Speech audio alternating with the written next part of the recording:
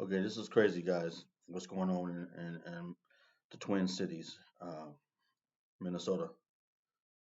Um, it's amazing. Let's see what's going on with, I guess, immigration. Operation Twin Shields is there.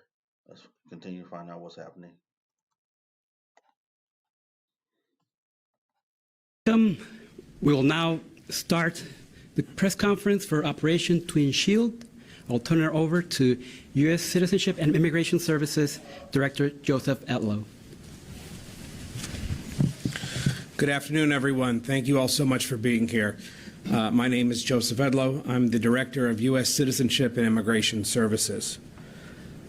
I'm incredibly pleased to be here today to announce the successful conclusion to Operation Twin Shield, an enforcement effort of U.S. Citizenship and Immigration Services with absolutely invaluable support from U.S. Immigration and Customs Enforcement, the FBI, and DEA.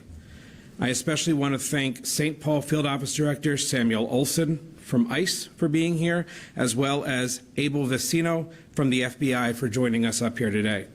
I also want to thank Jeff Brecht and Mike Kennard from FDNS, as well as Michael Borgen from USCIS. And also want to thank Bill McInn, our FDNS chief in Kansas City, who was on the ground during the entirety of the operation. Since September 19th, officers from our Fraud Detection and National Security Directorate, working in teams, have conducted over 1,000 site visits across the Minneapolis-St. Paul area as part of this operation. What they found should shock all of America. Focusing on a list of over 1,000 target cases involving more than 900 individuals, our officers encountered blatant marriage fraud, visa overstays, people claiming to work at businesses that can't be found, forged documents, abuse of the H-1B visa system, abuse of the F-1 visas, and many other discrepancies. Over the course of the operation, our officers found indication of fraud, non-compliance, or public safety and national security concerns in nearly a little less than 50% of the cases interviewed. We found troubling patterns with the Uniting for Ukraine program that should have raised serious concerns under other administrations, such as an individual filing to sponsor more than 100 aliens, and organizations sponsoring hundreds. This is crazy. So they saying out of 1,000 people they interviewed, over 500, they said 50%, over 50%. And it's not dealing with just Hispanics. It's dealing with everybody. You just say Ukrainian. So this is including the Europeans. So it's crazy. Over 1,000 people they interviewed to make sure they looked over the paperwork and said there's a lot of discrepancies here. So let's go out in the community and talk to these people that filed this paperwork for this living in America. And as they went out to talk to these people, they said over 50%, that means over 500 are not transparent or not legit. Or looking towards them. Now they said legit, but they said they got a lot of discrepancies in there. So they're looking to this over 500 out of 1,000. They said 50%. Over 50%. This is crazy. What do you guys think? Leave a comment down below. What's going on, Minnesota? Continuing to investigate these cases. Some of the other troubling cases that our officers found. In one case, officers identified an alien who had overstayed his visa waiver, who was the son of a known or suspected terrorist on the no-fly list. He had previously been found to have engaged in marriage fraud, which resulted in the denial of several immigration benefit requests. He was arrested and is now presently being returned to his country of origin.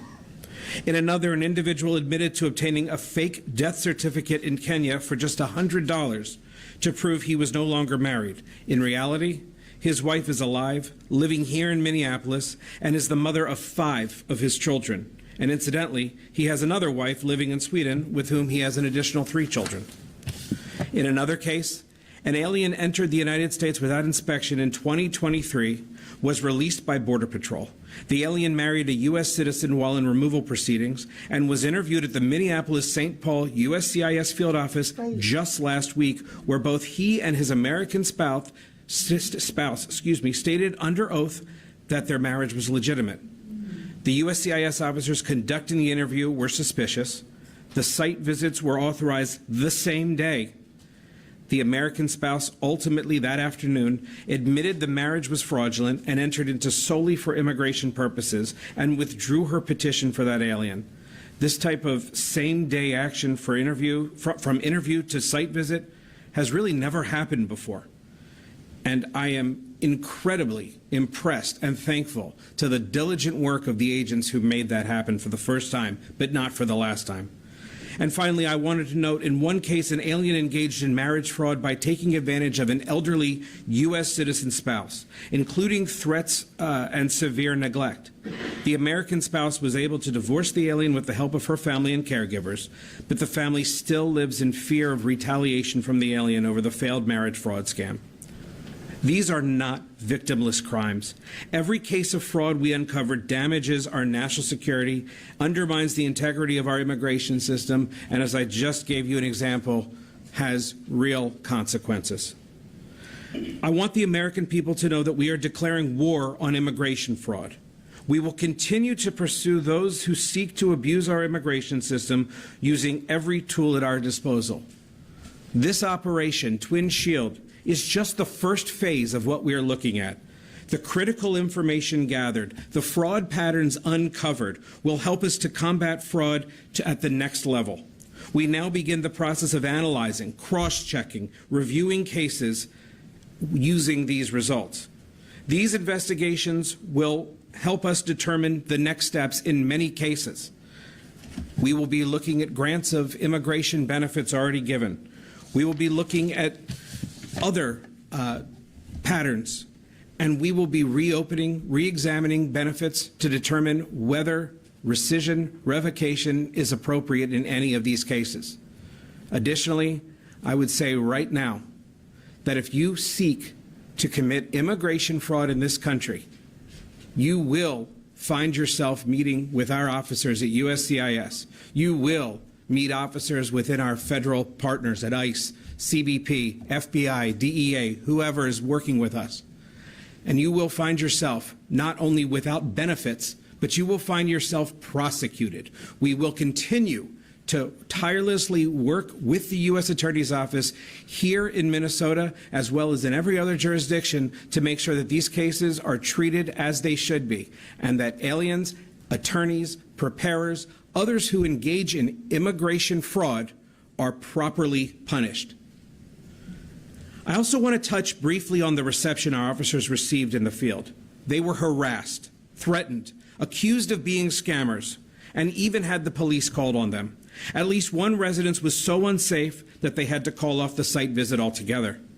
This is simply unacceptable, and I want to remind the public that our officers are doing a job to protect all Americans. They deserve the respect and cooperation as they go along with those duties. Under President Trump's leadership, we have empowered our immigration officers to thoroughly vet aliens as required by law, and to pursue immigration fraud wherever and whenever we encounter it. Secretary Noem has also recently delegated certain law enforcement authorities to me at USCIS that will allow this agency to establish a cadre of criminal investigators to increase the department's ability to fully investigate and ensure prosecutions of the very types of immigration fraud that this operation uncovered. As we work to undo the neglect of the Biden administration, we will continue to launch operations like this across the country. Operation Twin Shield was a major enforcement operation, and we will be bringing many more efforts like this to cities across the country. The results you see today speak for themselves, and they will serve to deter those who would attempt to undermine our country and its laws, whether for money, to gain legal status, or to harm the American people. At the end of the day, immigration fraud will not and will no longer be tolerated in this country. And now I'll turn the mic over to Sam Olson of ICE. Thank you.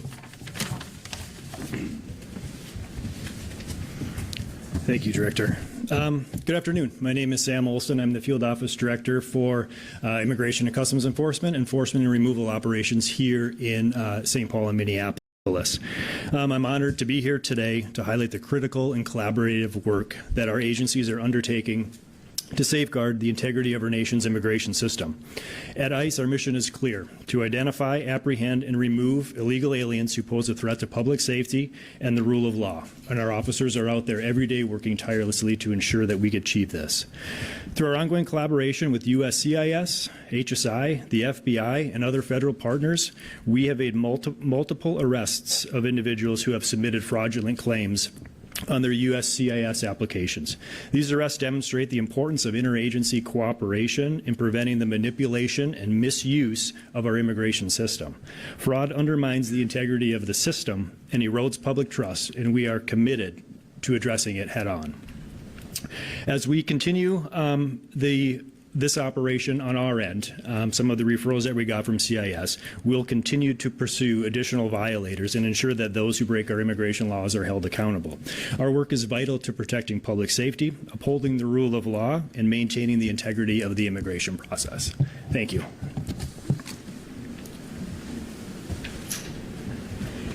Thank you, Mr. This is very important to understand that. That's all immigration is. Uphold the law, integrity of the law and of the agency of the United States of America. That's it. Now, all this other stuff is all about individual political movements, careers, money, establishments. But this agency is about finding the violators and prosecuting to the fullest of the law. Simple as that. Nothing more, nothing less. And these are agencies. There's nothing to talk about. If you're already squared away, get everything together, you have no problems. If you did anything wrong, that's going to be weeded out and it's going to be recognized. It's going to be dealt with accordingly. That's the law. That's not personal. That's the law. If you have a problem, you should not even be here. No one wants you here because you're not abiding by law. You have no attention. It's all about what you want. In a country where we have laws, every country has laws. Look what's happening in Mexico right now. The president just cut off the borders. I talked all that stuff. But what's happening now? They cut off the borders. Why? Because so many people coming in. Not millions. We have millions in this country. They don't have many. People just pass through to come to America, but now they got thousands over there, and they can't handle it. And they're talking about the problems we're dealing with. So this is the concern we talk about. You talk one thing, and then you do the same thing that this nation is doing, protecting this border, protecting its citizens, and you're saying the same communication where you're saying the Mexican citizens are getting angry and irate by all these people in their country that's taking advantage of their resources and messing up their communities, and they're tired of it. And so they're standing up and they force you to pull your hand, just like we're doing in America. If you disagree with this, if you agree with this, leave a message, a comment down below. I want to hear what you have to say, and I will reply. Mr. Olson, at this time, we'll take your questions. Lou Bergoose from KARE 11 News.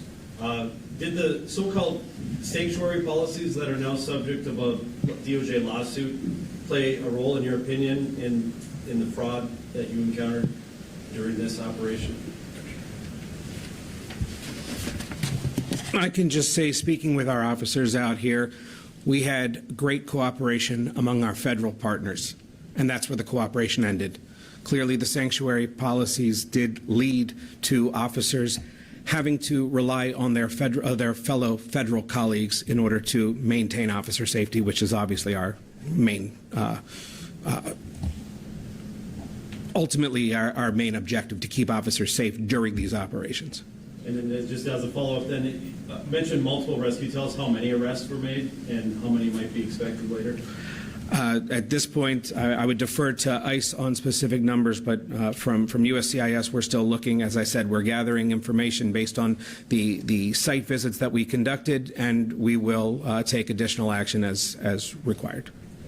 Mr. Edlow, Matt Sepik with Minnesota Public Radio News. Has anyone been charged yet? Have any of these cases gone to the U.S. Attorney's Office here in Minnesota or grand jury for that matter? Again, this is a new operation that's just ending now. We're still in the phase of gathering everything, working along with our federal partners at ICE, especially HSI, as we make the arrangements to determine who is going to be charged and for what. Joey Cruz with the Sahan Journal. Just a question. You said 900 individuals implicated in this. Is there only 900 people are detained as a result of this? Or can you elaborate on No, 900 people were not detained. As I said, there were over 1,000 target cases that USCIS was looking at based on the data, and those individuals were interviewed, were contacted. In terms of what happened with an individual case, that's done on a case-by-case basis. Mike, from KSTP, could you explain to folks, because you talk about this is going nationwide, why was Minneapolis selected to begin this operation? The data. Clear, just the data. When you look at what we're seeing as concerning patterns of fraud, we're seeing good cooperation here, especially among our field office, working with our federal agents. It just makes sense to start in a city where we have a sense of what's going on and where we can try to make an impact on certain things like the immigration fraud from marriages and things of that nature. So it really was based on reviewing data, but this is, as I said, this is not the only city where this is going to be. This is the first of many. You heard what you just said. This is not personal. This is not Minnesota because Ilhan Omar is there. This is what showed up in that Minnesota, in the state of Minnesota, in the city of St. Paul and Minneapolis. There's the Twin Cities. There's over 1,000 cases, and this is the beginning of suspected fraudulent applications and visas and everything for citizenship. So they're dealing with it now. So this the media. You're trying to get them to say things that they only could tell you. This is not the president. This is what I'm saying is overzealous to attack the president because he could send this federal agency. The federal agency is not going to lie. They don't have. This is a federal agency that works. They're going to tell you what they do. Their job is U.S. Citizen and Immigration Services. That's it. Out of that framework. Outside of that, that's not their scope. This is their scope, and they're staying within their scope of expertise and knowledge in what they're doing and trying to help the Americans get back in order. Because this last administration, you could tell there was a lot of out of orderness coming out now from both sides. So now we're trying to get everything back. We're trying to wrangle everything up and harness everything and get it back into order like it was before, when everybody abide by the law because there was penalties. These people was abiding by the law because the penalties was there, but nobody was enforcing it. The DOJ, all this, not at the level they're supposed to be. So people lost fear and respect for the law. So now we're establishing that. And this is just an agency. It's not a political. This is an agency just doing its job. Mike Benzoni, Fox 9, you mentioned that some of this should have been caught earlier in previous administrations. What wasn't being done, in your view, that should have been done in previous years? Well, you're aware of the CHNV, the parole programs that the previous administration was involved in, bringing people in. People here were allowed to sponsor individuals to come in from certain countries. As I said, we found organizations here that were involved in sponsoring many individuals. They did not know necessarily the individuals they were sponsoring. They were doing almost a blanket sponsorship. That is fraud. That's something that should have been caught. It's something that I know the previous administration was aware of how the sponsorships were happening, and no action was taken. I'm glad to see that we're taking action. And when a couple of these phrases, just to kind of spell out what you're seeing. So when you say marriage fraud, what does that mean? Does that mean like a U.S. citizen is getting married to somebody for the purposes of? I'm going to turn that over to our FDNS experts who can explain it probably in better terms. Yeah, so the INA, the Immigration Nationality Act, allows people to petition for family members. What it doesn't allow is for you to petition for someone where you don't have a bona fide marriage, right? So you've entered into a marriage solely for the purpose of circumventing the immigration law. That would be the marriage fraud. And then Jeff Brecht. The phrase site visit, does that just mean like almost like doing a search warrant or like? No, I mean, these are administrative, right? They submit information and we go out and we verify the information. And so that's something that they expected to happen? Or? Yeah, when they petition, they sign the back of the form that says they consent to that. Okay.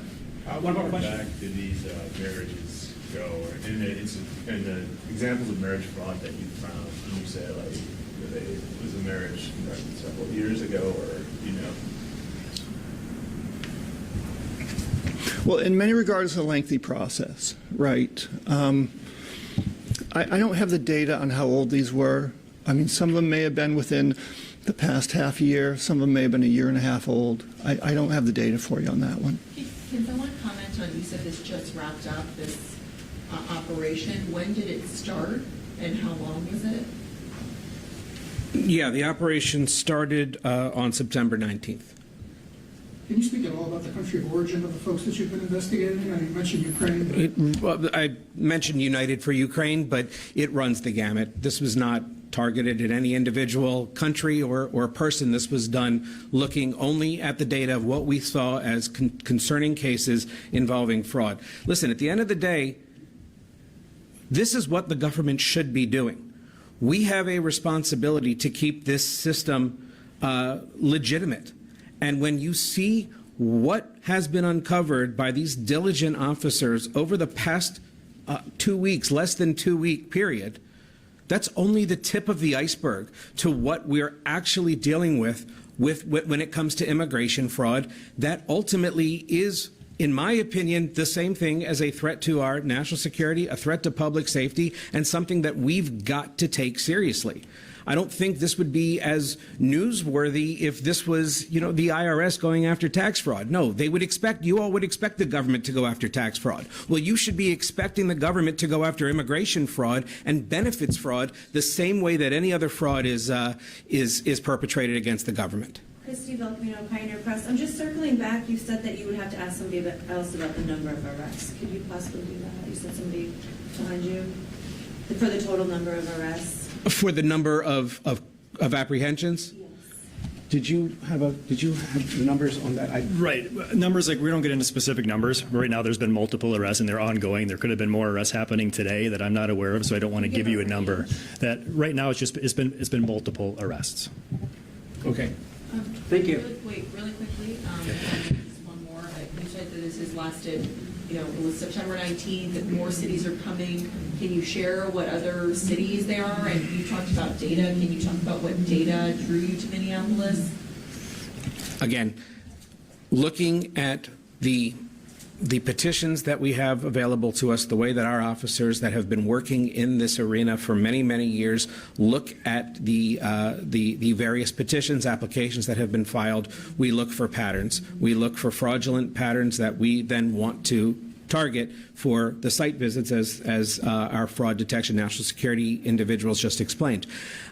Ultimately, I'm not going to speak as to what cities may be next for operations of this side, but I would say any city should be prepared to be the next site for an operation of this magnitude. So there Thank were you. red flags in Minnesota. Is that kind of what you're saying by that? There's red flags everywhere, but based on the work, the cooperation, the work that we knew we could count on with our field office that has acted so incredibly here, not to mention the collaboration with our FBI partners, with ICE, we knew Minneapolis and St. Paul were a good place to start to get that coordination and to start addressing the red flags that we found. Thank you all. Thank you. All right, guys. This is what I had to say about this. This is perfect operation. This is Operation Twin Shields in Minneapolis and St. Paul, Minnesota. Is a great starting. This is the launching pad. Of course, they're gonna go across the nation. This is started.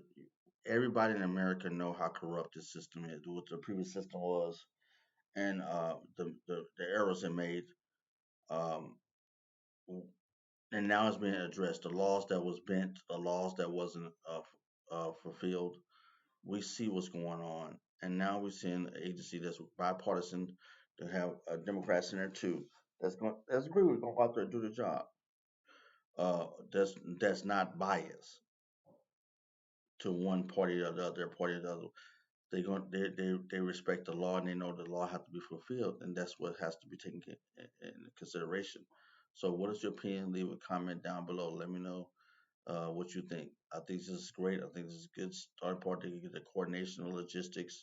They get the operation. They get look at things there. Since the partners are so helpful, and they can build a platform that they can prototype, make a prototype, and take it all over the country, and fast track their operations from this experience. And that's what this is, the jumping pad. This is a jump off pad. here in the Twin Cities and Minnesota. So without further ado, leave a comment, like, subscribe down below. Let me know your opinion. If it's positive, I respond to it. If it's anything negative, curse words, I will not respond to it. Um, if it's negative, I will still respond to it as long as there's no curse word. It's readable, it is respectful. I will respond to your comment. Without further ado, have a wonderful day. Wait for the next videos coming up soon. Check this one out. Let me know what you think. Leave a comment, subscribe down below. Have a wonderful day. Let's stop this right now.